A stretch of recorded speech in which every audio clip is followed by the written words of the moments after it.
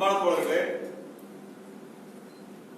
டெல்லியிலே ஜனநாயக விரோதமாக மக்களவையில் விவசாயிகளுக்கு விரோதமான சட்டத்தை பாஜக அரசு நிறைவேற்றியிருக்கிறது. அவசரமாக ஞாயிற்றுக்கிழமை மக்களவையை கூட்டி இந்த மக்களவை உறுப்பினர்கள் இருக்கின்ற பொழுதிலே அதனுடைய அமைப்பினுடைய அவையினுடைய விதிகளை மீறி குரல் வாக்கெடுப்பின் மூலமாக இந்த மசோதாவை அவசரமாக நிறைவேற்றியதனுடைய காரணம் என்ன என்று நாங்கள் கேட்க விரும்புகின்றோம். 3 மசோதாக்களை பாஜக அரசு முன்மொழிந்திருக்கிறது. இந்த மசோதாக்கள் குறித்தான விளக்கங்கள் மக்களிடத்தில் சொல்லப்படவில்லை. அந்த 3 மசோதாக்கள் உழவர் உற்பத்தி மற்றும் வர்த்தகத்திற்கான ஊக்குவிப்பு மற்றும் வசதிக்கான மசோதா, விவசாயிகளுக்கான அதிகாரம் அளித்தல் மற்றும் பாதுகாப்பு உள்ளிட்ட விலை உத்தரவாதம் மற்றும் பண்ணைகளை பற்றியான மசோதா, அத்தியாவசிய பொருட்களுக்கான மசோதா. இந்த 3 மசோதாக்களும் நாடாளுமன்றத்திலும் மக்களவையில் கொண்டு வரப்பட்டிருக்கக்கூடிய விவசாயம் சார்ந்த 3 மசோதாக்கள் அடிப்படையில் விவசாயத்திற்கு எதிரான மசோதாவாக இருக்கிறது என்று நாங்கள் எச்சரிக்கை தெரிவித்திருந்தோம். ஆனால் இந்த மசோதாக்கள் மக்களினுடைய ஆதரவின்றி பல்வேறு மாநிலங்களில் விவசாயிகள் வீதிகளில் இறங்கி போராடி கொண்டிருக்கிறார்கள். அந்த போராட்டத்தை எல்லாம் மீறி, மக்களவையினுடைய விதிகளை எல்லாம் மீறி பாஜக அரசு நிறைவேற்றியிருக்கிறது. இந்த 3 மசோதாக்கள் மூலமாக விவசாயம் முற்றிலுமாக அழிந்து போகக்கூடிய நிலை ஏற்பட்டிருக்கிறது. ஏனென்றால் இந்த மசோதாக்களின் மூலமாக இந்த விவசாயிகளினுடைய பொருட்கள், அவர்கள் உற்பத்தி செய்த பொருட்களை விநியோகம் செய்வதற்கான மண்டி என்பது முற்றிலுமாக அழிக்கப்படுகிறது. இந்த சந்தை அல்லது மண்டி என்று சொல்கிறோமே, அந்த பாரம்பரிய முறை முற்றிலுமாக இதில் அழிக்கப்பட இருக்கிறது. இதற்கு பிறகு அரசாங்கத்தின் கட்டுப்பாட்டில் இந்த விவசாய பொருட்களை விற்க முடியாது. அரசாங்கத்தினுடைய கட்டுப்பாட்டில் எந்த வியாபாரிகளும் இருக்க மாட்டார்கள். தனியார் நிறுவனங்கள், கார்பரேட்டுகள் நேரடியாக இந்த விவசாய பொருட்களை உணவுப் பொருட்கள், தானியமாக இருந்தாலும் சரி, காய்கறிகளாக இருந்தாலும் சரி, அவற்றை நேரடியாக கொள்முதல் செய்து கொள்ளலாம் என்று கொண்டு வந்திருக்கிறார்கள். அதற்கு பிறகு கொள்முதல் செய்யக்கூடிய இந்த உணவு தானியங்களை சேமித்து வைக்கக்கூடிய அந்த கிடங்குகளுக்கு சேமித்து வைக்கக்கூடிய அளவிற்கு என்று கட்டுப்பாடுகள் இருந்தன. அந்த கட்டுப்பாடுகளை எல்லாம் நீக்கி இருக்கிறார்கள். இப்பொழுது தனியார் நிறுவனம் வேண்டுகின்ற அளவிற்கு அதிகமாக அரசுக்கே தெரியாமல் அரிசியோ கோதுமையோ பதுக்கி வைக்கலாம் என்பது இந்த மசோதாக்களின் மூலமாக வாய்ப்பு இருக்கிறது. 3வதாக விவசாயிகளுக்கு குறைந்தபட்ச விலை கிடைக்க வேண்டும் என்கின்ற அடிப்படையில் விலை நிர்ணயத்தை அரசே நிர்ணயித்து அதை கண்காணித்து வந்திருக்கிறது. இந்த விலை நிர்ணயத்தையும் இப்பொழுது நீக்கி இருக்கிறார்கள். அதனால் விவசாயிகள் எந்த விலைக்கு அவர்கள் பொருட்களை விற்க முடியும் என்கின்ற எந்த விதமான பாதுகாப்பு விவசாயிகள் கிடையாது. கார்பரேட் கம்பெனிகள், தனியார் கம்பெனிகள் அவர் விருப்பப்படுகின்ற அளவிற்கு விலைக்கு இந்த விவசாய பொருட்களை, உற்பத்தி செய்த காய்கறிகளை, தானியங்களை விலைக்கு வாங்க முடியும். அது மட்டுமல்ல, இந்த தானியங்கள், அரிசி, கோதுமையிலிருந்து, காய்கறியிலிருந்து விலைவாசி ஏறுதுன்னா அல்லது விவசாயிகள் விற்கும் பொழுது அது மிக மோசமான விலைக்கு, மிக மிக குறைந்த தரக்குறைவான விலைக்கு விற்கப்படக்கூடிய சூழல் இருக்கும் என்றால் அரசே தலையிட்டு அந்த விலை நிர்ணயத்தை மறுநிர்ணயம் செய்யறாங்க. ஆனால் இப்பொழுது இருக்கக்கூடிய நிலையில அரசாங்கம் என்ன சொல்லுதுன்னா, வெள்ளம், புயல், போர் போன்ற சமயத்துல மட்டும்தான் நாங்க விலையேற்றத்தை கட்டுப்படுத்துவோம் சொல்லியிருக்காங்க. அப்படி என்றால் கார்பரேட் நிறுவனம், தனியார் நிறுவனம் அவங்க இஷ்டத்துக்கு விலையேற்றத்தை செய்யலாம். ஆக இந்த 4ம் இந்த விவசாய மசோதாவிற்கு அடிப்படையாக இருக்கிறது. ஆகவே விவசாய மசோதாவினுடைய அடிப்படையில் விவசாயிகளிலிருந்து கொள்முதல் செய்யக்கூடிய அந்த உரிமையை தனியாருக்கு தாரை வார்த்திருக்கிறது அரசு. இவ்வளவு நாள் அந்த கொள்முதல் செய்யக்கூடிய வியாபாரிகள் அரசாங்கத்தில் பதிவு செய்து குறிப்பிட்ட தொகைக்கு தான் வாங்க முடியும் என்கிற கட்டுப்பாடுதான் இருக்குது. அதையெல்லாம் நீக்கிட்டாங்க. ஆக இந்த மண்டி முறை என்பது முற்றிலுமாக அழிக்கப்பட போகிறது. 2வது, தானியங்களை பதுக்கி வைக்க கூடாது என்ற கட்டுப்பாடு தான் இருந்தது. 1956 இருக்குது. ஏன்னா பஞ்சம் வந்ததுக்கு காரணமே தானியங்களை, அரிசி, கோதுமை எல்லாம் செயற்கையாக பதுக்கி வச்சு ஒரு தட்டுப்பாட்டை ஏற்படுத்தி விலைவாசியை அதிகரித்து வியாபாரிகள் வித்து லாபம் சம்பாதிச்சாங்க காரணத்தினால பஞ்சம் வந்துச்சு. அதனால பஞ்சத்தை தவிர்க்க வேண்டும் என்பதற்காக தானியத்தெல்லாம் நீங்க பதுக்கி வைக்க கூடாது, இவ்வளவு குறிப்பிட்ட அளவிற்கு தான் சேமித்து வைக்க வேண்டும் என்ற கட்டுப்பாடு எல்லாம் இருந்தது. அந்த கட்டுப்பாடுகள் நீக்கிட்டாங்க. இப்ப அப்ப எவ்வளவு வேணா பதுக்கி வச்சுக்கலாம், எவ்வளவு வேணா விலைக்கு வித்துக்கலாம் நிலைமை கொண்டு வந்துட்டாங்க. அதற்கு பிறகு விவசாயிகள் அவர்களுடைய உற்பத்தி செய்த அந்த காய்கறியையோ தானியத்தையோ இவ்வளவு குறைந்தபட்ச விலைக்குதான், இவ்வளவு குறைந்தபட்ச விலைக்காவது நீங்க வாங்கணும் கட்டுப்பாடுலாம் இருந்துச்சு. இனி அந்த கட்டுப்பாடுலாம் கிடையாது, எவ்வளவு குறைவான விலைக்கு வேணா வாங்க முடியுங்கிறத கொண்டு வந்து நிறுத்திருக்கிறாங்க. விலைவாசி ஏறிச்சுன்னா அரசாங்கமே தலையிட்டு அது விலைவாசி ஏற்றத்தை தடுத்து நிறுத்துவாங்க. இப்ப அதெல்லாம் மன்னம்தான் சொல்லிட்டாங்க. நாட்டுல பஞ்சம், புயல், வெள்ளம், போர் வந்தா மட்டும் தலையிடுவோம் சொல்லியிருக்காங்க. அப்ப இந்த 4 முறை மூலமாக இந்த விவசாயம் என்பதும் ஏழை எளிய மக்கள் உணவு தானியத்தை வாங்குவது என்பதும் முற்றிலுமாக அழிக்கப்பட்டு கார்பரேட் ஃபார்மிங்க்கு, அதாவது பெரிய பெரிய கார்பரேட் கம்பெனிகள், பணக்கார கம்பெனிகளுக்கு மட்டுமே விவசாயம் சாத்தியப்படும் என்கிற நிலையை இந்த 3 மசோதாக்கள் கொண்டு வந்திருக்கின்றன. ஆகவே இந்த மசோதாக்களை எதிர்க்க வேண்டிய கட்டாயம் எல்லோருக்கும் ஏற்பட்டிருக்கிறது. இது விவசாயிகளுக்கு மட்டுமல்ல, இதை சோறு சாப்பிடுற அத்தனை பேர் எதிர்க்க வேண்டிய நிலைமை வந்திருக்கிறோம். இன்னைக்கு சாப்பிடக்கூடிய உணவு பாதுகாப்பினுடைய அடி அம்சமாக இருக்கக்கூடிய இந்த கொள்முதல், சேமித்து வைத்தல், அதற்குரிய விலையை கொடுத்தல், அதே போல சந்தையில விற்பதற்கான குறைந்தபட்ச விலையை நிர்ணயம் பண்ணுது. இந்த 4ஐயுமே அடிச்சு நொறுக்கி இந்த விவசாய மசோதா கொண்டு வந்திருக்கிறாங்க. இது கார்பரேட் கம்பெனி நலனுக்காக கொண்டு வரப்பட்ட மசோதா என்கின்ற காரணத்தால் வட மாநிலங்களில் பெரும் போராட்டம் நடந்து கொண்டிருக்கிறது. பஞ்சாப், ஹரியானா போன்ற மாநிலங்களில் பெரிய போராட்டம் நடந்துட்டு இருக்கிறது.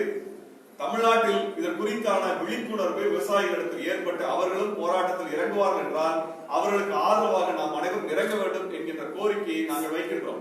அதே சமயத்தில் இந்த மசோதாவினுடைய சாராம்சம் கொண்ட அவசர சட்டத்தை, அதாவது தமிழ்நாடு வேளாண் விளைபொருள் விற்பனை சட்டத்தை அவசரமாக கடந்த ஜூன் மாதம் 1ஆம் தேதி அதிமுக அரசு, எடப்பாடி அரசு தமிழ்நாட்டில் கொண்டு வந்திருக்கிறது.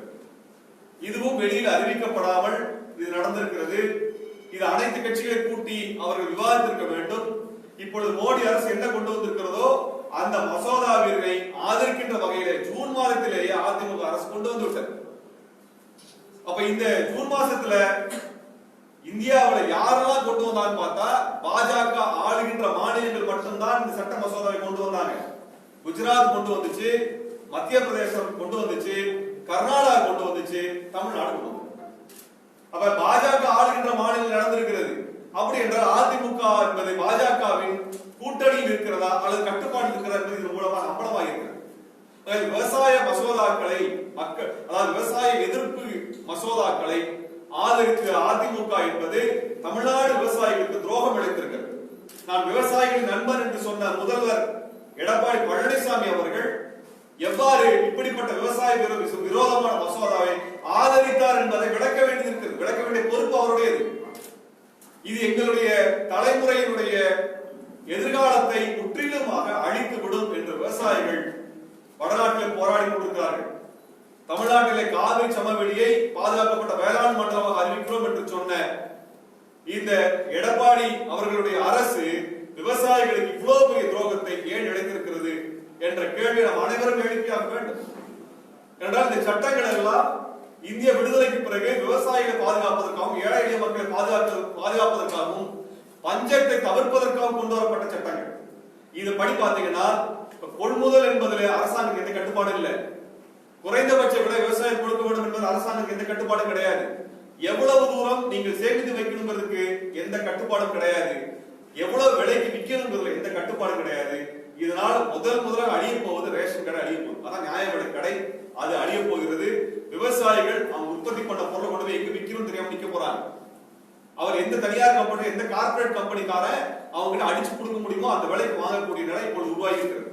ஆகவே இந்த மசோதா என்பது முற்றிலுமாக விவசாயிகள் மட்டுமல்ல, ஏழை எளிய மக்கள் நாம் அனைவருக்கும் எதிரான. ஆகவே நாங்கள் என்ன கேட்டுக்கொள்கிறோம் என்றால், இந்த நம்மளுடைய உணவு பாதுகாப்பில் மோடி அரசு கை வைத்திருக்கிறது, அதிமுக அரசு அதை ஆதரித்திருக்கிறது. நம்ம சோத்துல கை வைத்திருக்கக்கூடிய ஒரு மசோதாவை, ஒரு சட்டத்தை நாம் ஏன் ஆதரிக்க வேண்டும்? இவ்வளவு காலம் ஒரே நாடு ஒரே தேர்தல் பேசுறாங்க, பேசினாங்க, ஒரே நாடு ஒரே வரின்னு பேசினாங்க, மாநிலங்களுக்கு வரி எல்லாம் கொடுக்கறதுக்கு வழி எல்லாம் பண்ணாங்க, ஒரே நாடு ஒரே கல்வினாங்க, ஒரே நாடு ஒரே தேர்வுனாங்க, ஒரே நாடு ஒரே வேலை வாய்ப்பு தேர்வு பேசினாங்க, ஒரே நாடு ஒரே சுகாதாரம் என்றெல்லாம் பேசினாங்க. இப்பொழுது யாருக்கும் உணவில்லாமல் உணவில கை வைத்திருக்கிறார்கள் அரசு. இப்பொழுதாவது நாம் விழித்துக் கொள்ள வேண்டும். ஏனென்றால் இதிலும் கூட மாநில உரிமை என்பது முற்றிலுமாக பறிக்கப்படுகிறது. எங்களுடைய கேள்வி என்னன்னா, இவ்வளவு தூரம் விவசாய விரோத மசோதாவை அவசரமாக ஒரு ஞாயிற்றுக்கிழமை ஜனநாயக விரோதமாக மேலவையினுடைய சட்ட விதிகளுக்கு மீறி நிறைவேற்ற வேண்டிய அவசியம் என்ன? இதை குறித்து நாங்கள் 2016 கேட்டோம். 2016 WTOல இந்த உணவு பாதுகாப்பை முற்றிலும் தனியாருக்கு தாரை வார்ப்பதை பற்றி உலக வர்த்தக கழகத்தில் இந்திய அரசு கையெழுத்து போட்டிருக்கு. மோடி அரசு முதலாக ஆட்சிக்கு வந்த உடனே செய்த முதல் கையெழுத்து அதுதான். 2014 இந்த வேலை செஞ்சாங்க. 2014 ஆகஸ்ட் 5ஆம் தேதி பாராளுமன்றத்தில் இது போன்ற உணவு பாதுகாப்புக்கு எதிராக நாங்கள் முடிவெடுக்க மாட்டோம் சொல்லி நிர்மலா சீதாராமன் அவர்கள் சொன்னாங்க. ஆனா அதுல இருந்து 3வது மாசத்துல முற்றிலுமாக தலைகீழா மாறி ஏற்றுக்கொண்டார்கள். 2015 நிறைவேறியது. 2016 நாங்கள் இதை அப்பொழுது எச்சரித்தோம். ரேஷன் கடை மூட போறாங்க. ரொம்ப எளிமையா சொன்னோம். அன்னைக்கு விவசாயிகிட்ட கொள்முதல் செய்ய மாட்டாங்க, விவசாயிகளுக்கு குறைந்தபட்ச விலை நிர்ணயம் கிடைக்காது, அவர்கள் சேமித்து வைப்பதற்கான எந்த வசதியும் கிடையாது, விநியோகம் செய்யக்கூடிய வரை நிறுத்த போறாங்க. அன்னைக்கே நாங்கள் எச்சரித்தோம். 2016 எச்சரித்தோம். பெரிய கட்சிகள் இது குறித்து எந்த அக்கறையும் கொள்ளவில்லை. இன்றைக்கு மசோதா நிறைவேறி நிற்கிறது. இப்பொழுதும் கூட கட்சி பிரச்சனையாக பார்க்காமல் மக்கள் பிரச்சனையாக பார்த்து அனைவரும் ஒன்றாக வந்து நிற்க வேண்டும் என்ற கோரிக்கை நாங்கள் வைக்க விரும்புகிறோம். இது அனைவரும் பாதிக்கப்பட போகிறோம் என்கிற காரணத்தினால், மாநில உரிமை பறிக்கப்படுகிறது என்ற காரணத்தினால் இதற்கு எதிரான ஒரு குரல் வலுவாக வர வேண்டும். கட்சி ஜாதி மத எல்லை கடந்து தமிழர்கள் ஒன்றாக திரள வேண்டும் என்று நாங்கள் வேண்டி கேட்டுக் கொள்கின்றோம். அதே போல தமிழ்நாட்டில் கொண்டு வரப்பட்ட அவசர சட்டமும் உடனடியாக நீக்கப்பட வேண்டும். எடப்பாடி அரசு கொண்டு வந்த இந்த அவசர சட்டத்துக்கான காரணத்தை அவர் பேசல இது வரைக்கும். அதையும் பேசணும் நாங்கள் எதிர்பார்க்கிறோம். இதெல்லாம் உடனடியாக அப்புறப்படுத்தினா மட்டும்தான் நம்மால் விவசாயிகளை காப்பாற்ற முடியும், ஏழை எளிய மக்களை காப்பாற்ற முடியும். இந்த ரேஷன் கடை போன்றவற்றை, கொள்முதல் போன்றவற்றை, மண்டியை, சந்தையை, இவை அனைத்தையும் பாதுகாக்க முடியும். இதுக்கப்புறம் நீங்க கோயம்பேடு மார்க்கெட் மாதிரி, ஒட்டஞ்சத்திரம் மார்க்கெட்டு அல்லது மேட்டுப்பாளையம் மார்க்கெட்டு, மதுரை மார்க்கெட் எல்லாம் இந்த மார்க்கெட் இருக்க போறது இல்ல. அதெல்லாம் நேரா ரிலையன்ஸ் அம்பானி அவர் என்ன சொல்றாரோ, வால்மார்ட் கம்பெனி என்ன சொல்லுதோ அங்க நேரா போய் அவங்க கட்டுற இடத்துக்கு போய் கொள்முதல் பண்ணுன்னு சொல்லுவாங்க. இப்ப தனியார் சந்தை கட்ட போறாங்க, தனியார் மண்டி கட்ட போறாங்க. அதுலதான் போய் எல்லாம் விற்கும் நிலைமை வருது. இது மறுபடியும் டிஜிட்டல் பரிவர்த்தனை வேற கொண்டு வந்திருக்கிறாங்க, நாம் கொண்டு வந்திருக்கிறாங்க. அப்ப அதன் மூலமாக விற்கிறதுக்கான வழி ஏற்பாடு பண்ணிருக்காங்க. இது மிக மிக ஆபத்தான ஒன்று. இதை உடனடியாக தடுக்கணும். இவ்வளவு காலம் வேற எதாவது கை வச்சீங்க, சோத்துல கை வச்சிருக்காங்க. இதற்கு பிறகும் தமிழர்கள் அமைதி காப்பது நல்லதுக்கு அல்ல, நல்லதுக்கே அல்ல. இது அமெரிக்காக்காரர் கொடுத்த அழுத்தத்துக்கு காரணமாக மோடி அரசு செய்திருக்கிறது. அமெரிக்காவின் நல்லதுக்காக செய்திருக்காங்க. இதோடு இணைத்து ஒன்று சொல்ல விரும்புகிறோம். வெளிநாட்டில் இருந்து உணவு தானியங்கள் இறக்குமதி செய்வதற்கான கஸ்டம் டியூட்டி இருக்கும், உள்நாட்டு சந்தையை பாதுகாப்பதற்கு. உள்நாட்டுல அரிசி விலை என்ன விலை இருக்கோ அதுக்கு சமமான அளவோ அதற்கு உயர்ந்த அளவுல தான் வெளிநாட்டுல இறக்குமதி செய்ய முடியுங்கிற கட்டுப்பாடுகள் இருந்தது. அந்த கஸ்டம்ஸ் டியூட்டிய, அந்த சுங்க வரியை முதலில் உலக அளவில் தளர்த்திய நாடு இந்தியா தான். அது மோடி அரசு தான் செய்தது. இவ வெளியிருந்து எவ்வளவு நாள் நீங்க கொள்முதல் பண்ணி இறக்க முடியும்? நெல்லையோ கோதுமையோ எங்க இருந்தாலும் கொண்டு வந்து நீங்க இறக்குமதி பண்ண முடியும். உள்நாட்டு சந்தையில விவசாயிகளுக்கு எந்த விலையும் கிடைக்காது, அடிமாட்டு விலை கிடைக்கும். இன்னைக்கு நம்ம தமிழ்நாட்டில் உற்பத்தி பண்ணக்கூடிய நெல்லின் விலையில 4 பங்கு விலைக்கு வெளிநாட்டுல இருந்து இறக்குமதி செஞ்சால் இங்க இருக்கக்கூடிய விவசாயி நிலை என்ன? அரசு கொள்முதல் பண்ணாது, அரசாங்கம் விலை நிர்ணயம் பண்ணாது, கார்பரேட் கம்பெனி எவ்வளவு பதுக்கி வைக்கிறாங்க நிலைமை வந்ததுனால் இது முற்றிலுமாக விவசாயத்தை அழித்து விடும். இந்த எச்சரிக்கையை நாங்கள் 2016 4 வருடமாக 5 வருடமாக சொல்லி வருகிறோம்.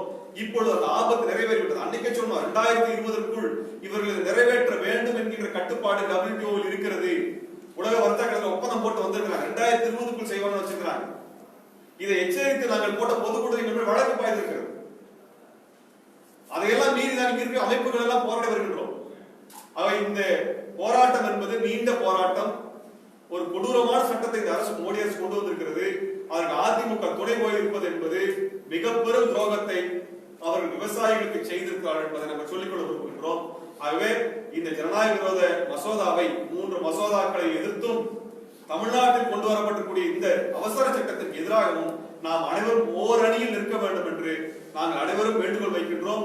இந்த மசோதாக்களையும் இந்த அவசர சட்டத்தை திரும்ப பெற வேண்டும் என்கின்ற கோரிக்கையை முன்வைத்து தமிழ்நாட்டின் விவசாயிகளுக்காக இங்கு இருக்கக்கூடிய அனைத்து ஜனநாயக அமைப்புகளும் சேர்ந்து வருகின்ற புதன்கிழமை 23ஆம் தேதி காலை 10:30 மணிக்கு இந்திய அரசின் அலுவலகமான சாஸ்திரி பவனை நாங்கள் அனைவரும் முற்றுகையிட்டு போராட்டம் நடத்த இருக்கின்றோம். அனைத்து ஜனநாயக சக்திகளும் பொதுமக்களும் விவசாயிகளும் இந்த போராட்டத்தில் திரண்டு வர வேண்டும் என்று நாங்கள் கேட்டு கோரிக்கை வைக்கின்றோம். பெரும் போராட்டத்தை நடத்தினால் இந்த மசோதாக்களை பின்வாங்க வைக்க முடியும் என்றால் அதற்கு நாம் அனைவரும் தயாராக வேண்டும் என்று நாங்கள் கோரிக்கை வைக்கிறோம்.